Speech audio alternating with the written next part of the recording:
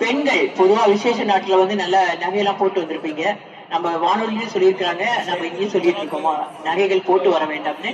அப்படி அணிந்து கொண்டு வரவங்க வந்து ரொம்ப கவனமாக உங்களுடைய பொருட்களை பாத்துக்காங்க. பாதுகாப்பு ரொம்ப முக்கியம். ஆனால் இந்த மாதிரி கூட்ட